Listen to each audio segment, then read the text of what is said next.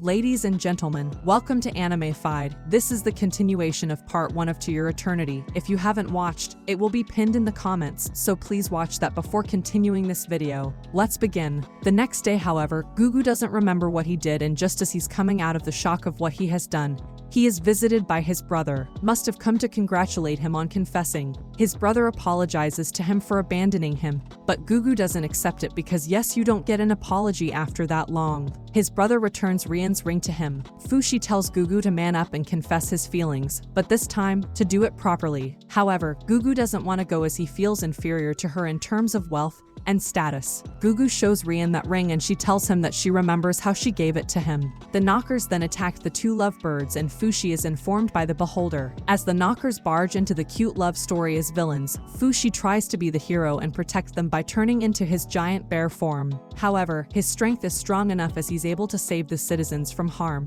but is not able to completely defeat the knockers. Fushi is heavily wounded and returns to the form of the unnamed villager from the north. Gugu and Rian go to the area to investigate, but the building collapses and Gugu uses his extraordinary strength to protect Rian. Fushi then channels the last of his strength and protects the pair, but he realizes later that he only managed to save Rian and that Gugu is dead. Fushi then takes on the form of Gugu and defeats the knockers, which then escape to the west. As she recovers from the stress and trauma, Rian tries to find Gugu but is unable to do so, as he's dead. Fushi then takes on Gugu form and comes in front of her, but as she starts getting relieved about everything, Fushi tells her that Gugu will not return, making her realize that Gugu is in fact dead. Fushi embarks on a journey alone to avoid any more harm to the people that he cares about. As Rian reminisces about Gugu, her love for him, she tells her father that the man she loves is dead. Since his death wasn't enough of a loss for Fushi, he has apparently forgotten about March's existence. He discusses it all with the beholder that he captures the souls of everyone after they're dead,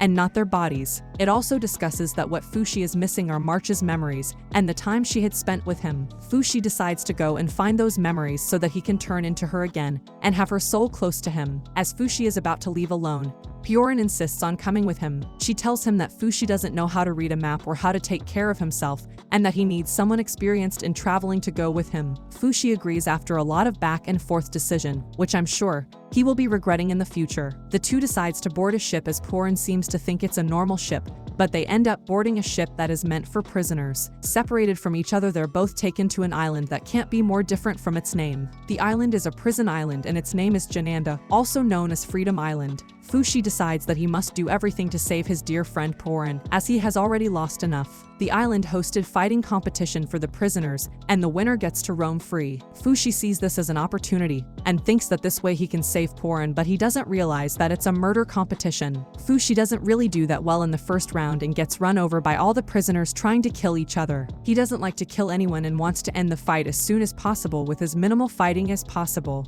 Everyone else kills each other, and in the end, Fushi is left along with one person who gets scared of his regeneration skills, and that results in an easy win for our boy. Fushi then searches for Piorin, but he finds out that she is being held up in a special building for special prisoners. In the second round, he is reluctant about killing and gets angry and sad of the fact that he no longer has March or the giant bear since they were both taken by knockers, but Fushi somehow transforms into Perona and wins. He becomes the winner of the round, but he's really shocked because if he can become Perona, then she must be dead. Fushi meets a girl named Tanari who tells him that there are a lot of good people who have become criminals because of their circumstances, specifically referring to her father. Fushi once again tries his hand at saving Piorin, but the beholder tells him to honor Perona's legacy and leave on. In the next round, Fushi dominates the opponent, but the opponent is a stubborn little fellow and doesn't want to give up. Must have been a shaman fan, since the people weren't accustomed to seeing a fight with so low bloodshed. They were disappointed by the lack of deaths and started attacking the two fighters. After the battle, which resulted in Fushi's victory, he clashes with Tanari over a conflict of morals, as he doesn't approve of the idea of killing anyone. As everyone is busy doing what they usually do, the knockers attack once. Again, the villagers teamed up with Fushi temporarily,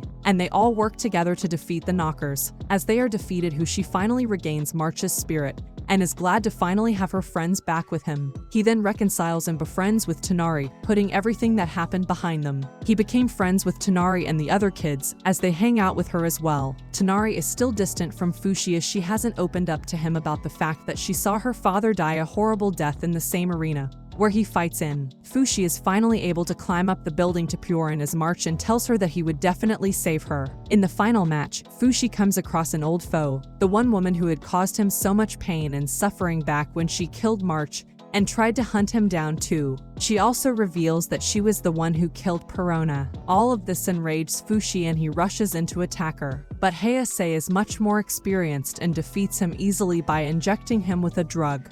Fushi loses, and as the champion, Heisei becomes the leader of Genanda Island. Thus, she has every right to do whatever she wants with Fushi now. The victorious and borderline mad Heisei starts spouting false tales about how she was the one who had found Fushi 4 years ago, and how she had attained the feral beast into what he is today. The villagers start respecting Heisei and hating Fushi, clearly not the smartest bunch around. Heisei then continues with their lies that she was in fact the one who taught him to speak and taught him what sense he has of autonomy. She then entrusts the island to Tonari. She takes Fushi into a secret bedroom to make love. Tonari and her friends tried to save Fushi, but they're all caught by the guards who now follow their new leader Heisei. Fushi, however, surprises Heisei by putting a knife to her throat and telling her that the boy she was assaulting just now was merely an empty husk. He tells her that he would surrender himself to her in return for the safety of Tonari and all of her friends. She agrees to those terms and prepares a ship for Tonari,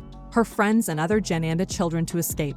But all never goes well as Heisei drugged them all along with Fushi and send them off. Tonari comes back by a boat to save Fushi, who's being held at a well for Heisei to continue working away on him. As Tonari comes back to the island, she becomes successful in freeing Fushi up. The two attempt to sneak their way out of harm's way from Heisei, since she somehow drugs everyone. If she's aware of them, knockers come back and start attacking the villagers. Fushi becomes aware of them, thanks to Beholder, but the knockers this time are equipped with the new ability. They have the ability to possess the dead, as Fushi alone is not the one who is evolving. Since Genanda Island specializes in dead people, the knockers have a feast with the dead fighters from the arena. Possessed dead people start killing the others and lure Fushi out to them. Fushi tries to stop them in their tracks, but there are simply too many enemies to fight. Tonari, Fushi and all their friends try to face the army of the dead, but most of them are overpowered and killed in the process. The army of the dead, now having all Fushi's friends in the ranks, poses a big challenge for the boy, as he now has to cut down all his friends along with many other people.